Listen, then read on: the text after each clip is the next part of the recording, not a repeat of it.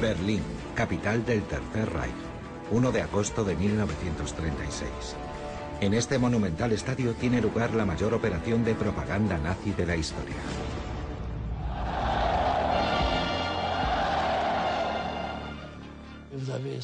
Allí había 100.000 alemanes que no paraban de gritar Heil Hitler. Un tsunami de voces, Heil, Heil, Heil. Era una ceremonia nazi, idéntica a las concentraciones anuales de Nuremberg. Sin embargo, esta multitudinaria ceremonia no es un congreso del partido nazi. Adolf Hitler anuncia la apertura de los Juegos Olímpicos, una ceremonia en pro del deporte y de la paz.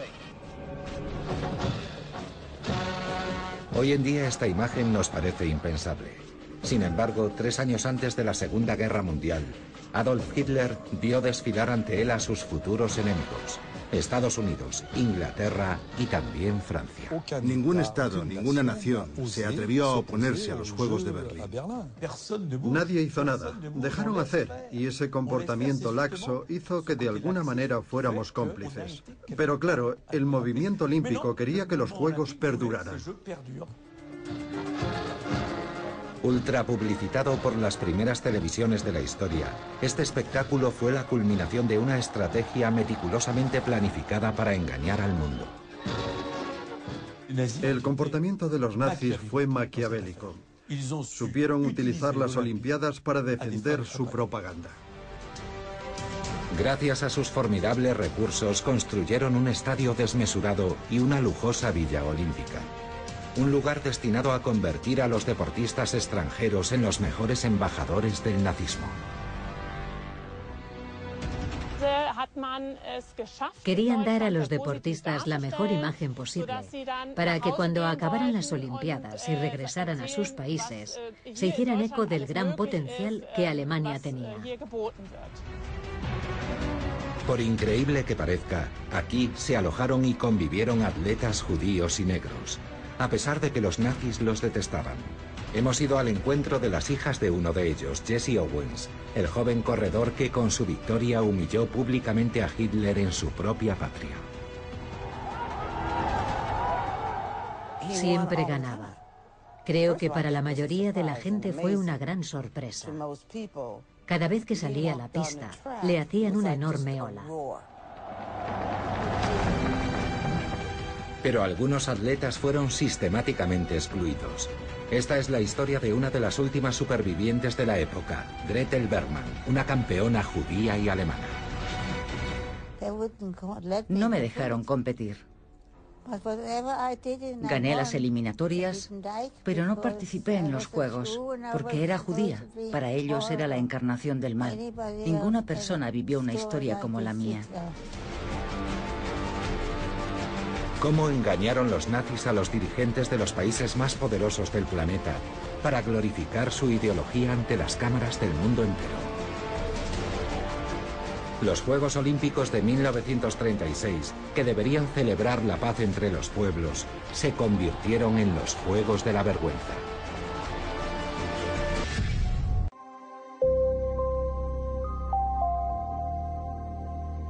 En 1931, cuando Alemania presentó su candidatura para acoger los Juegos Olímpicos, los nazis todavía no estaban en el poder. Pero en el país, en crisis desde la Primera Guerra Mundial, se había desarrollado el germen del extremismo xenófobo. Humillado por el Tratado de Versalles impuesto por los aliados y posteriormente vapuleado por el crack de la bolsa del 29, el país estaba al borde de la asfixia.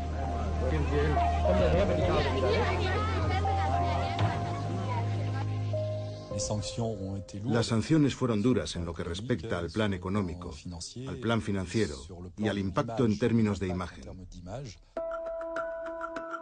Un hombre intentó a su manera levantar el país. No era un político, sino un simple secretario del Comité Olímpico Alemán. Kaldin presiente que con el desarrollo de los medios de comunicación, el deporte levantará pasiones en el mundo entero. Así que hace lo posible por convencer a Henri de Vallée-Latour, presidente del Comité Olímpico Internacional, para que se conceda a Alemania los Juegos Olímpicos de 1936. Henri de Valley-Latour era un conde belga que sucedió al fundador, Pierre de Coubertin. Era un aristócrata de una rica familia de Bélgica. No necesitaba trabajar y vivía de las rentas. Estaba casado con una alemana, así que tenía un vínculo especial con Alemania. En contra de la candidatura de Barcelona, Valley-Latour decide apoyar a Berlín, una elección muy simbólica. Así intenta reparar las humillaciones de la posguerra. Él pretendía contribuir a la paz mundial. Ese era el discurso del COI. Un discurso según el cual el deporte favorece la paz mundial, representa la fraternidad, al menos entre las élites que se congregan en el estadio, y es un modelo para los pueblos. Pero los planes de Caldin fracasan.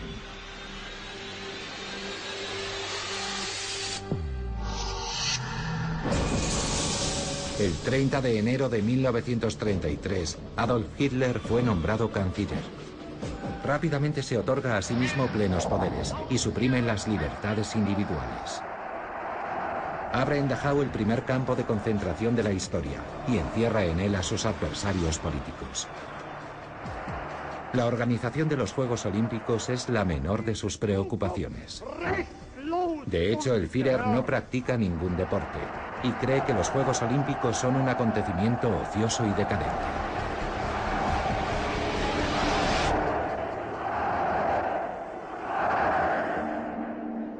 Caldin quiere a toda costa que se celebren sus Juegos, incluso aunque tenga que enfrentarse a Hitler. Sorprendentemente le apoya a su jefe, Theodor Leval, el presidente del Comité Olímpico Alemán, un judío convertido al protestantismo. En marzo de 1933, los dos solicitan una entrevista con el canciller Hitler para intentar influir en su postura y convencerle de la utilidad de los Juegos. La entrevista se celebra en la Cancillería del Reich. Leval y Tim plantan cara a Adolf Hitler. A su lado, escuchando atentamente a los dos hombres, está su ministro de propaganda, Joseph Goebbels. Goebbels se dio cuenta de la posibilidad propagandística de los Juegos, de que Alemania se dejara ver, por así decirlo. Pensaron que sería interesante llevar a cabo una gran operación de propaganda, así que los Juegos Olímpicos llegaron en el momento oportuno. Utilizar los Juegos era una idea genial, porque todos los países estarían pendientes de ellos y el mundo del deporte en particular, es decir, aquellos que no hacen política. Para el Comité Olímpico era un encuentro fraternal y sostenía que no se debía hablar de política. Como ya había escrito 10 años antes en Mein Kampf, Hitler era un hombre de guerra. En 1933 ya tenía en mente dotar a Alemania de un poderoso ejército, vengarse de Francia e invadir una parte de Europa. Pero aún no está listo. El ejército está en plena reconstrucción. De momento prefiere hacerse pasar por un hombre de paz. Y los Juegos Olímpicos le van como anillo al dedo. Así pues, en abril de 1933, ordena a Goebbels coordinar una ambiciosa campaña de comunicación. Desde ese momento, aquellos Juegos no serían lo suficientemente grandiosos, ni fastuosos, ni llamativos. Toda la maquinaria alemana, económica, militar y propagandística, se puso en marcha. Inmediatamente se destinan 6 millones de marcos alemanes, el equivalente a 54 millones de euros actuales, para la organización de los Juegos. En diciembre de 1933, el Führer ordena la construcción de un estadio monumental, que debe ser el más grande del mundo. La propaganda empieza a funcionar y las obras llaman la atención de las televisiones extranjeras. Berlín. El gobierno nacional socialista ha querido superar cualquier construcción realizada hasta la fecha para celebrar los Juegos Olímpicos. Más de 100.000 personas podrán ocupar el gran estadio que está a punto de concluirse.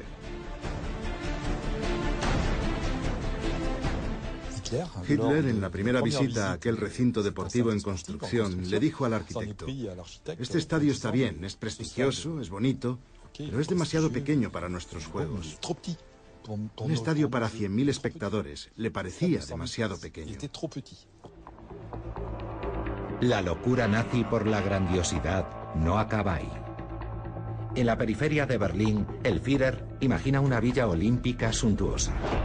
Aquí, durante 15 días, los atletas del mundo entero vivirán y se entrenarán, con todas las comodidades modernas.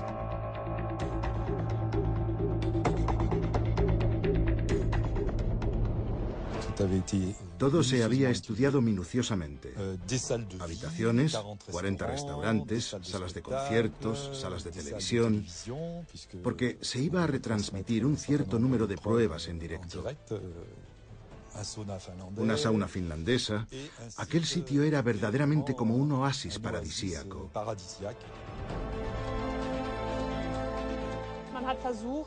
Aquí, en la Villa Olímpica, la idea era crear un espacio pintoresco e idílico, con el aspecto de un pueblo alemán típico. Se construyó un lago artificial en el bosque. Llevaron allí incluso aves del Zoo de Berlín para que tuviera un aire muy vivo. Se trataba de dar a los deportistas la mejor imagen posible, para que cuando acabaran las Olimpiadas y regresaran a sus países, se hicieran eco del gran potencial que Alemania tenía. Pero entre bastidores, los nazis están imponiendo ya sus leyes racistas. Los trabajos duraron 2 años, desde la primavera de 1934 hasta finales de abril de 1936. Contrataron a 2000 personas y todos los trabajadores tuvieron que presentar pruebas de sus orígenes arios. Todos ellos debían justificar que eran alemanes arios. Se llevó a cabo una inquietante mezcla de géneros y se nombró comandante de la Villa Olímpica a un capitán del ejército alemán, Wolfgang Fürstner. El comandante se alojaría en esta casa en medio de los deportistas.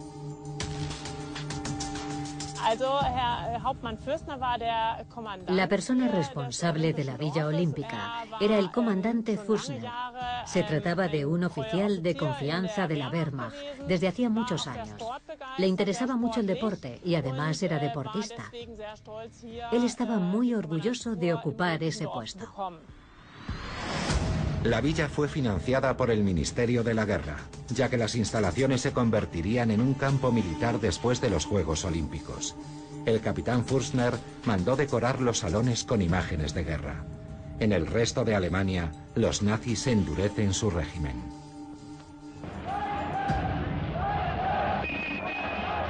...15 de septiembre de 1935.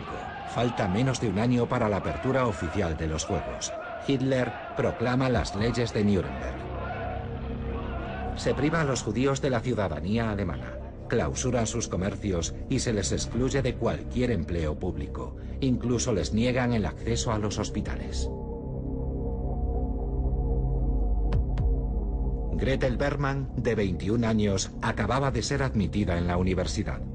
Pero a partir de entonces, el acceso a los cursos de los estudiantes judíos sería rechazado. Hitler me hizo sentir sucia. Todos los judíos éramos sucios. Teníamos que acostumbrarnos. No podíamos comprar en las tiendas en las que solíamos hacerlo habitualmente. No podíamos ir a los restaurantes. No podíamos hacer nada. Ni siquiera podíamos ver a nuestros amigos. Mis amigos venían a verme por la noche porque no se les permitía frecuentar judíos. No fue una época agradable, créame. Fue horrible. Gretel era una apasionada del atletismo y estaba particularmente dotada para el salto de altura. Acumulaba premios y tenía un prometedor porvenir deportivo. Pero las leyes de Nuremberg la apartan de su club y de todas las instalaciones deportivas del país. Así que, como muchos judíos, decide exiliarse. Sus padres no tenían mucho dinero y se marcha sola. Mis padres me dijeron que me marchara porque ya no había ningún futuro para mí en Alemania. Ya no podía hacer deporte, no podía hacer nada. Así que me fui a Inglaterra. Allí fui a la universidad. Estuvo bien, aunque los ingleses no fueron muy acogedores, porque yo era alemana. Nadie podía escapar de las leyes de Nuremberg, ni siquiera al más alto nivel. A pesar de ser el presidente del Comité Olímpico, Theodor Leval, el socio de Karl Timm, fue cesado porque tenía parientes judíos. El mismo tratamiento recibió Wolfgang Fürstner, el fiel comandante de la Villa Olímpica. Él ni siquiera lo sabía, pero uno de sus antepasados era judío.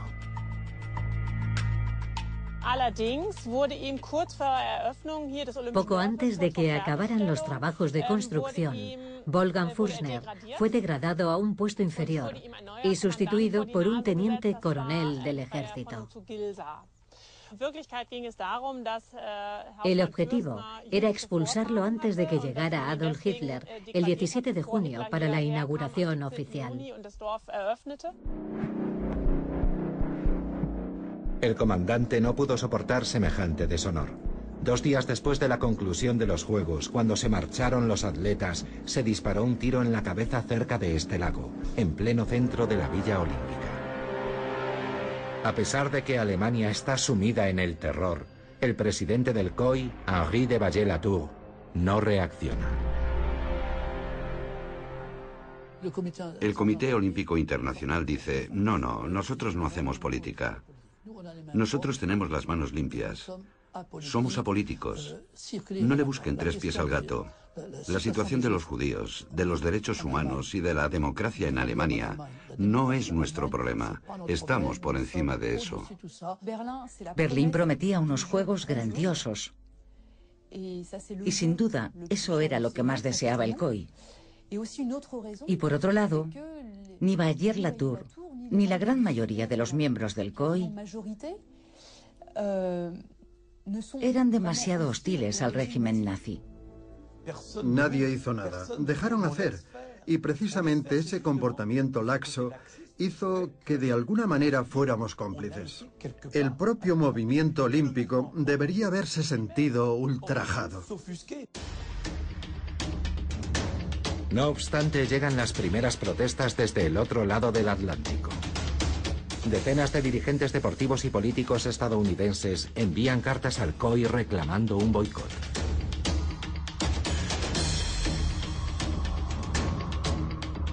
La Carta Olímpica cree en la igualdad absoluta de razas y creencias en el ámbito del deporte. Es la antítesis de la ideología nazi que convierte la desigualdad racial en la piedra angular de su pensamiento. Se organizan grandes manifestaciones en las principales ciudades estadounidenses.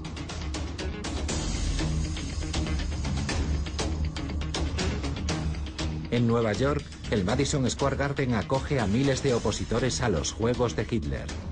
En noviembre de 1935, Ernest Lee Young, miembro del Comité Olímpico estadounidense e hijo de emigrantes alemanes, se posiciona a favor del boicot en esta carta dirigida al conde Vallée-Latour.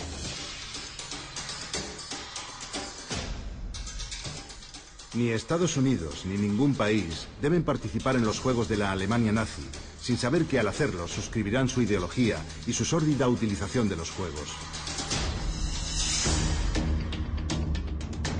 De inmediato, Vallée-Latour lo sanciona y le reprocha que se ocupe de cuestiones políticas. Ernest Lee Young fue excluido del movimiento olímpico, algo muy poco frecuente.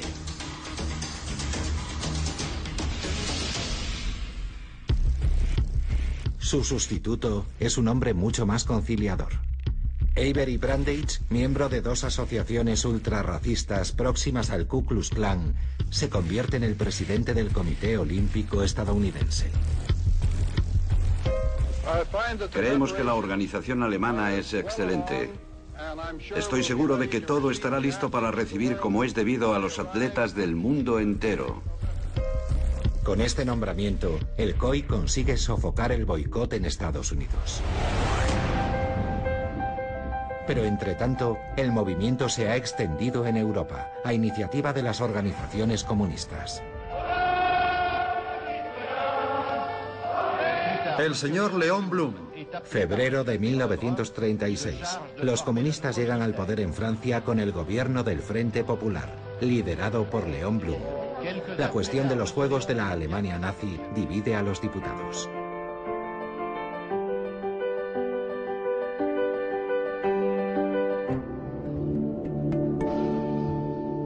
Noel van der Noot sigue atentamente todos los debates. Tiene 12 años y dentro de 6 meses participará en los Juegos para ayudar a sus tíos en la prueba de remo. En aquel momento había debates encarnizados para saber si íbamos a votar o no que el equipo de Francia acudiese a Berlín. Seguíamos entrenando, pero no estábamos seguros de si íbamos a ir. Aún no se había tomado una decisión. La amenaza de boicot aumenta justo cuando Alemania termina sus titánicas obras. Los nazis corren el riesgo de que su ambiciosa operación de propaganda, que llevan 3 años preparando, se vaya al traste. El mayor temor del aparato nazi que se apropió de los Juegos Olímpicos era que les quitaran la organización de los Juegos. En un momento dado, el COI tenía motivos más que de sobra para decir: vamos a retirarles la organización de los Juegos y vamos a dársela a otra capital. Tenían miedo de que eso sucediera y perder los Juegos. Necesitan dar una imagen de respetabilidad. Los nazis recurren a todo un símbolo, al padre de los Juegos Olímpicos, Pierre de Coubertin, fundador del COI, que había organizado las primeras Olimpiadas modernas en Atenas 40 años antes. En 1936, Pierre de Coubertin tiene 73 años y vive recluido en Lausana. De alguna manera, el final de su vida fue bastante triste, porque además de padecer problemas financieros, tenía 2 hijos discapacitados y debía asegurar su futuro para cuando él muriera. Y no solo eso, todo el mundo le había olvidado. Nadie le hacía ningún caso. Nadie excepto Karl Diem, que poco a poco se fue convirtiendo en partidario de Hitler. Diem viajó a Lausana en varias ocasiones para reunirse con Pierre de Coubertin. Karl Diem inició una operación para seducirle. La idea era conmemorar de alguna manera la obra de Coubertin. Le propuso reeditar sus obras en Alemania y rendir homenaje a su pensamiento en la revista olímpica. Además, pensaba erigir bustos en su honor. Por otro lado, Hitler concedió a Karl Diem un cheque regalo de unos 10.000 marcos alemanes para que Coubertin pudiera cubrir las necesidades de su familia. Seducido por esta iniciativa, Coubertin legitima los Juegos de Berlín y graba un mensaje de apoyo que Karl Diem difunde en emisoras de radio de todo el mundo.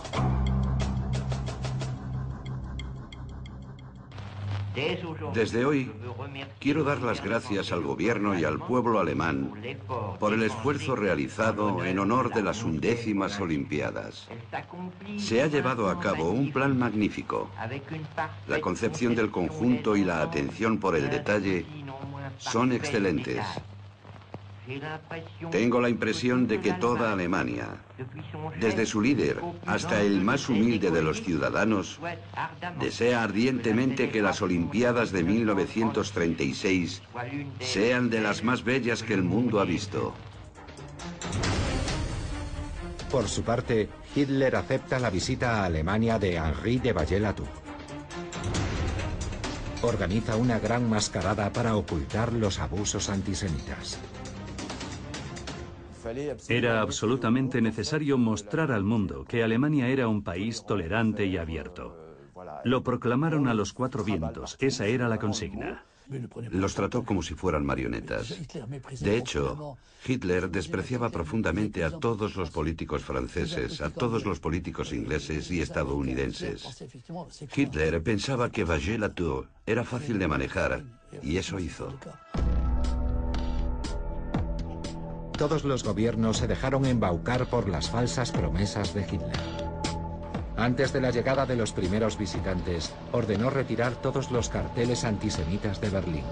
También levantó las prohibiciones contra los judíos, pero solo durante los 15 días que duraron los Juegos Olímpicos. Además, prometió que habría atletas judíos en el equipo olímpico alemán.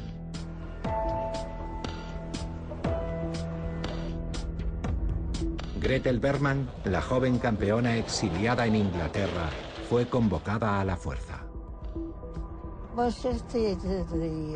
Los nazis le dijeron a mi familia que debía volver a Berlín y competir para ellos en las Olimpiadas. Me pidieron que volviera a Alemania. Yo me negué a volver, pero amenazaron a mi familia, así que no me quedó más remedio que regresar. Los nazis utilizaron a Gretel Bergmann como coartada de cara al resto del mundo y la obligaron a participar en las pruebas eliminatorias mientras la tenían constantemente vigilada. Me sentía siempre en peligro. No podía expresarme libremente. Era espantoso. Si hubiese hecho la más mínima crítica a los nazis, me habrían matado.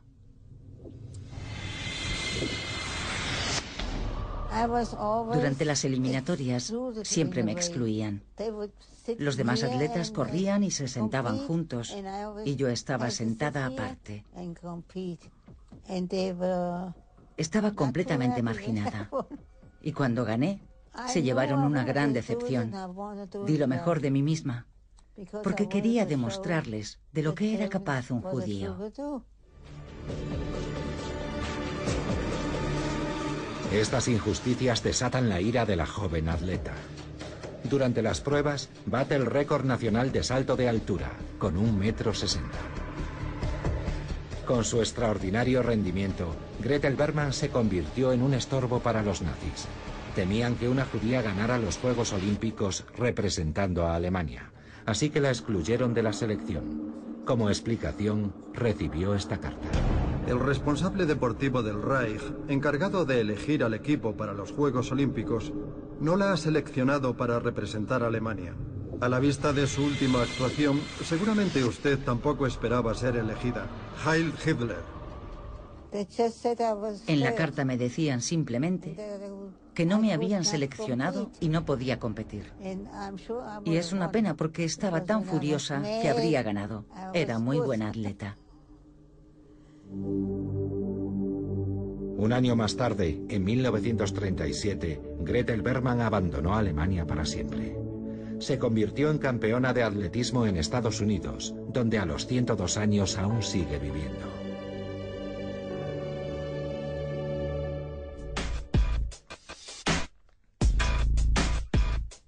Las maniobras nazis, por burdas que fueran, bastaron para engatusar a todo el mundo. Estados Unidos, Inglaterra e incluso Francia se pronunciaron en contra del boicot. Por tanto, en el verano de 1936, la gran mascarada nazi podía comenzar.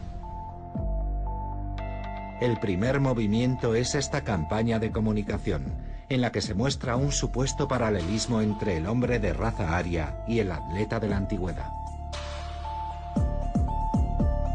En los carteles oficiales destaca la diosa griega Atenea.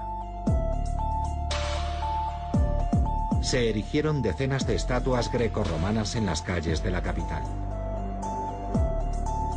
Y el 20 de julio se encendió la antorcha olímpica en el bosque sagrado de Olimpia, antes de iniciar el primer relevo de su historia hacia Berlín.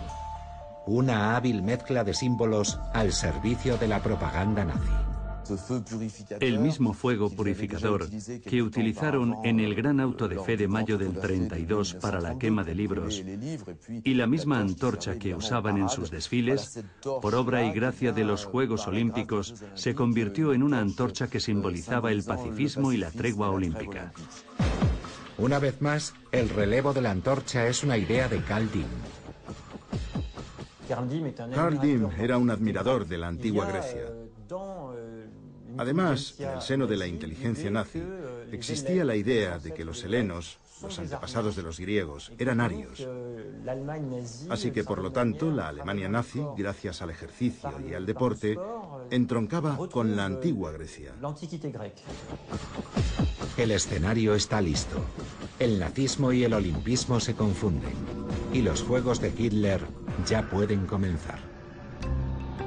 A finales de julio, 75.000 visitantes llegan a Berlín, ingenuamente alegres. Entre ellos, 200 atletas franceses, como el joven Noël van der Noot. No falta ninguno, ya que para ellos los Juegos son una gran fiesta apolítica. Todos los atletas estábamos de acuerdo en ir a los Juegos, porque todos habíamos hecho un gran sacrificio para prepararnos. Todo el mundo estaba contento. Además, era una oportunidad de salir de nuestro país. Entonces, muy pocos franceses viajaban. No teníamos vacaciones ni nada parecido. Así que cruzar la frontera era una gran oportunidad. Íbamos a participar en un evento deportivo. Los Juegos Olímpicos eran una gran fiesta.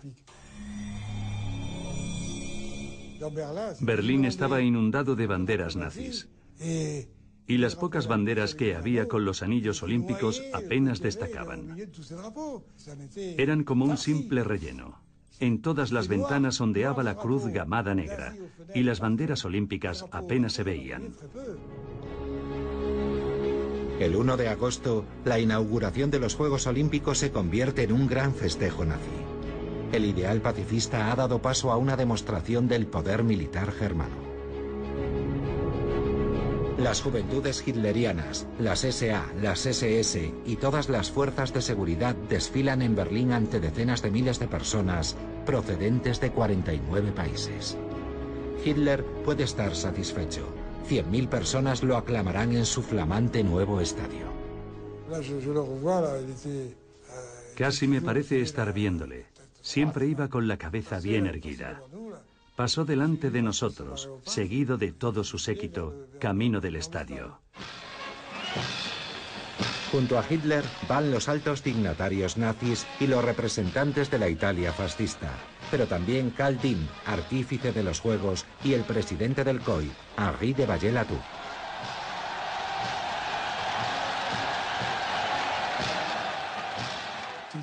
Todo el mundo estaba allí gritando Heil Hitler sin cesar. El Führer enardecía a las masas. Era algo inaudito. El desfile de los atletas. La multitud entonaba el himno alemán, pero también el himno nazi. Todo el mundo se puso en pie para recibir a los atletas, y no solo a los del Reich, también a los estadounidenses y a los franceses, que causaron impresión. Y es que los franceses se mostraron muy ingenuos. ¡Francia! La delegación francesa, encabezada por Noël van der Noot, a la derecha en la imagen, extiende el brazo hacia Hitler. Se trataba del saludo olímpico que era habitual en Juegos anteriores, como en París en 1924. Pero ese gesto se asemeja demasiado al saludo nazi. El saludo de los franceses fue inmediatamente respondido. De repente la multitud se puso en pie, casi como un resorte, para responder a los franceses con el saludo nazi. Nosotros no pensamos que pudieran encontrar un paralelismo entre ambos gestos. El público, los nazis y el mundo entero lo interpretaron como un signo de lealtad al Führer. Por pura ingenuidad, el enemigo histórico de Alemania se muestra sumiso ante Hitler. Solo los atletas de países amigos del Reich, como Italia y Austria, saludaron también de esa manera.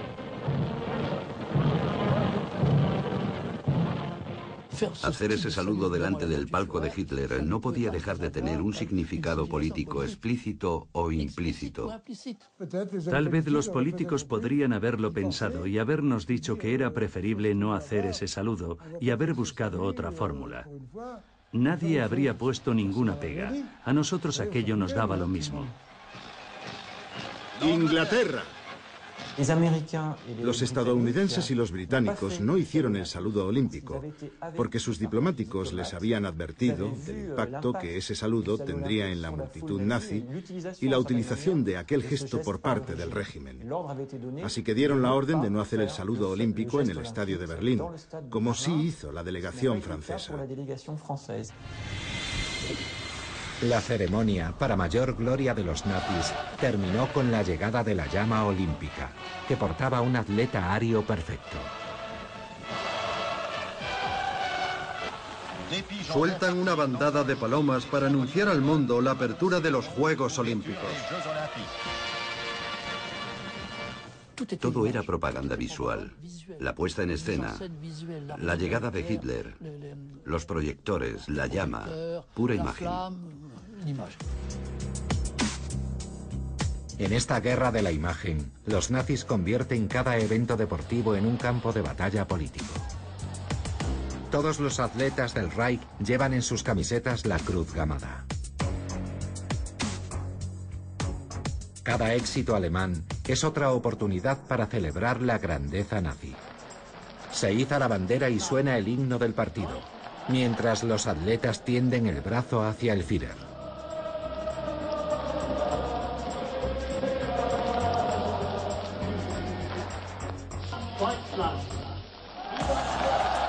Para hacer alarde de su poderío, los nazis encuentran una nueva fórmula.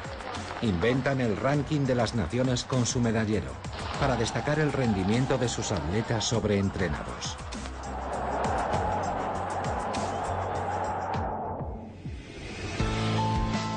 Para asegurarse de que su propaganda se difunda a gran escala, Hitler contrata a Leni Riefenstahl, que con 40 cámaras y un presupuesto récord de 1 millón de marcos alemanes, rueda Los dioses del estadio. Una película de gran formato para mayor gloria de los atletas arios. A Berlín acuden también 1.200 periodistas internacionales. Y 2.500 emisoras de radio se encargan de difundir los juegos por el mundo entero.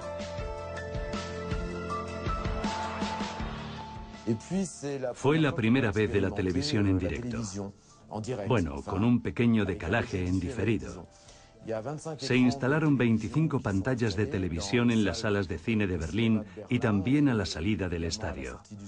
Una vez filmadas las imágenes, se extraían la película y la llevaban rápidamente a revelar para ir corriendo a las salas de cine a mostrar las imágenes. Digamos que era el directo de la época. Pero la propaganda más importante, la más sutil, está fuera del estadio. Joseph Goebbels muestra su cara más dulce a periodistas y personalidades. El ministro de propaganda organiza suntuosas fiestas. La más grandiosa, una recepción bautizada como Noche Italiana en la isla del Pavo Real, un oasis romántico en pleno corazón de Berlín. La capital alemana se convierte en centro de la actividad mundana. Reyes y príncipes de toda Europa se dan cita allí.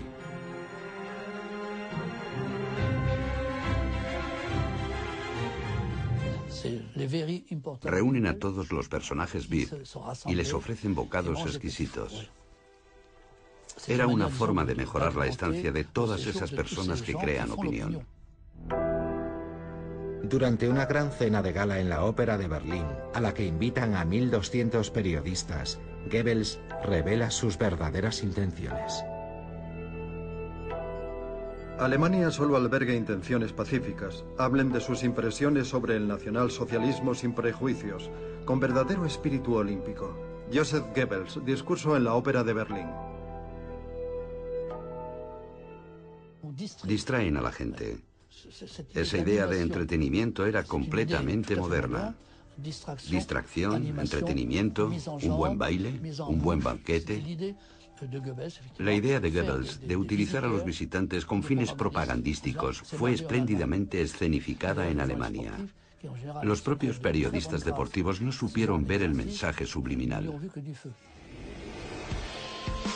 Los 4.000 atletas que se alojaban en la Villa Olímpica también fueron utilizados para que difundieran las bondades de la nueva Alemania. Los nazis también les tienen reservado un recibimiento privilegiado. Los atletas que habían participado en otros Juegos Olímpicos comentaban que todo aquello era una locura y que nunca habían visto nada parecido. Todo estaba organizado a la perfección. Había de todo. Hay que tener en cuenta que entonces se vivía con frugalidad. Por las mañanas podías elegir entre cacao, café con leche, malta en polvo, mermeladas. Sí, había un montón de productos que podíamos tomar a discreción. Y ya conoce a los franceses. Si pueden atiborrarse gratis, siempre funciona. Los atletas están tan deslumbrados que llaman a la Villa Olímpica el paraíso en la tierra. Uno de ellos, Jesse Owens, un joven negro estadounidense de 22 años, nieto de un esclavo, está aún más sorprendido. Él, que vive en un país segregacionista, no da crédito cuando recibe el mismo trato que los blancos. Cuando llegaron, preguntaron dónde estaban sus habitaciones, porque pensaban que les alojarían en un lugar diferente al de los atletas blancos. Y cuando se dieron cuenta de que todos eran iguales, fue algo extraordinario. Porque en Estados Unidos no era así. Allí comían todos juntos. No estaban los blancos a un lado y los negros a otro. En Berlín formaban un solo equipo, el equipo olímpico de Estados Unidos. Detrás de este recibimiento, meticulosamente calculado, el régimen de Hitler sigue siendo ultrarracista y considera a los negros seres infrahumanos. Sin embargo, Owens fue capaz de frenar a su gran máquina propagandística. 3 de agosto de 1936. El estadio entero está pendiente de la línea de salida de los 100 metros lisos, la prueba reina. Owens, estadounidense. Desde las primeras zancadas, Jesse Owens deja atrás a sus oponentes. Parecía un paseo. No sé si me entiende. Hay atletas que corren con los pies pegados al suelo y da la sensación de que aplastan la pista. Él, en cambio, hacía todo lo contrario. Era pura dinamita.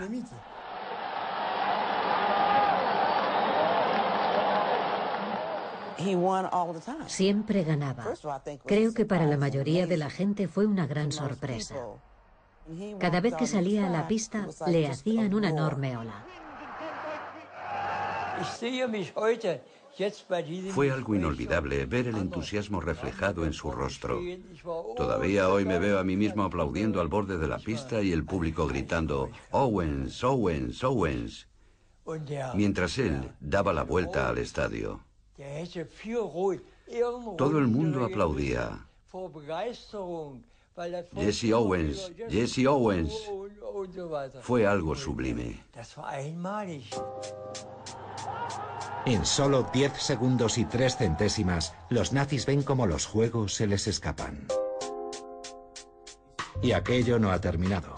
Con su sonrisa carismática, Jesse Owens vuelve al día siguiente para dar la estocada final. Va a desafiar al saltador alemán, Luz Long, que ostenta el récord de Europa de salto de longitud.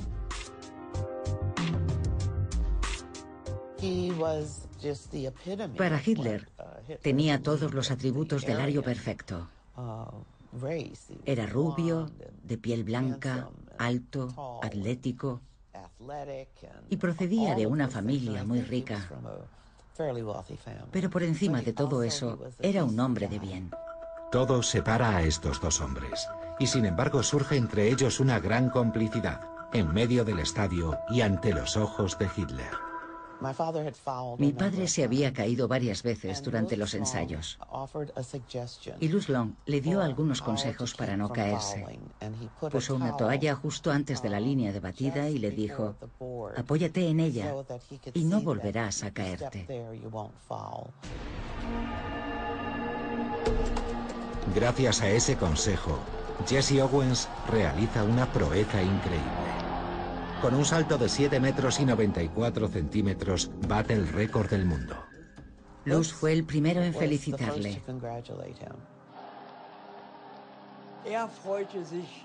Y lo celebraron juntos. Luz Long y aquel extraordinario atleta estadounidense, aquel hombre negro, Jesse Owens. Se les veía a ambos henchidos de orgullo. Para mí aquel fue un espectáculo grandioso.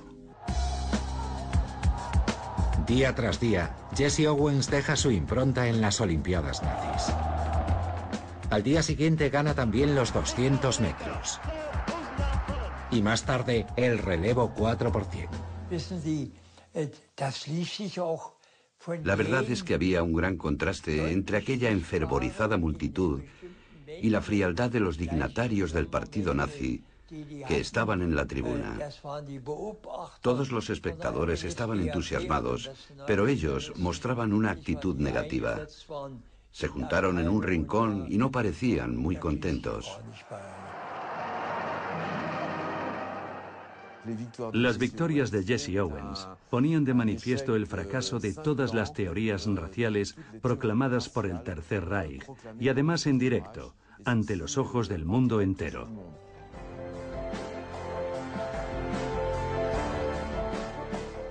La prensa mundial que seguía los Juegos glorificó a Jesse Owens. Hitler se sintió humillado. Él estaba totalmente convencido de que su equipo olímpico aplastaría a todos los demás. Así que abandonó el estadio. Para él era un negro, y desde su punto de vista era imposible que un ser infrahumano ganara. Iba más allá de su comprensión. De forma oficial, Hitler no puede hacer nada en contra del campeón negro, pero ordena a la Gestapo que lo someta a una estrecha vigilancia. La Gestapo, la policía secreta, abría sistemáticamente la correspondencia que recibían los deportistas y confiscó una carta de Jesse Owens enviada por un alto funcionario de las autoridades deportivas de Estados Unidos, en la que le aconsejaba devolver las medallas. En esta carta, que Jesse Owens nunca recibió, le piden que aproveche la atención que hay puesta sobre él para alertar al mundo en contra del régimen nazi. Tendrá usted la oportunidad de pasar a la posteridad, no solo como un gran deportista, sino también como un gran hombre. Ante las injurias lanzadas por Hitler contra negros, judíos y aquellos a quienes llaman subhumanos, debe negarse a ser coronado por él. Jesse Owens no pudo responder a esa carta y nunca tuvo conocimiento de ella en vida, ya que no salió a la luz ni fue publicada hasta después de su muerte. Bajo una estricta vigilancia, los Juegos siguieron su curso sin que nadie pusiera en duda la dictadura nazi. Las 4 medallas de oro de Jesse Owens causaron sin duda una honda impresión, pero finalmente fue Alemania quien se alzó victoriosa. Obtuvo 89 medallas en la clasificación de las naciones, muy por delante de sus competidores. El 17 de agosto, durante la ceremonia de clausura, Henri de Vallée-Latour seguía manifestando su agradecimiento a Adolf Hitler. Después de expresar al canciller del Reich y al pueblo alemán nuestra más profunda gratitud, proclamamos la clausura de las 11ª Olimpiadas. Los Juegos Olímpicos fueron un éxito rotundo, como reflejó claramente la prensa francesa de la época. Todos los periodistas que asistieron volvieron entusiasmados y deslumbrados por Berlín y por Alemania, la Alemania nazi. El 25 de agosto, el diario conservador L'Echo de Paris subraya el éxito de los fastuosos Juegos de Hitler. En la misma página, otro artículo informa, sin darle apenas importancia, de que Alemania está reforzando significativamente su ejército.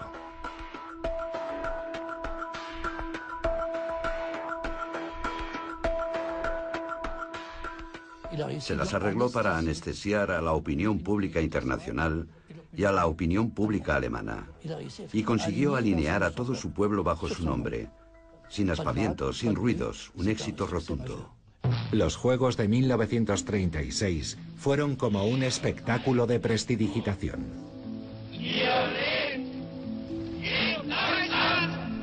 Mientras todo el mundo miraba aquel evento grandioso, Hitler planificaba su estrategia bélica.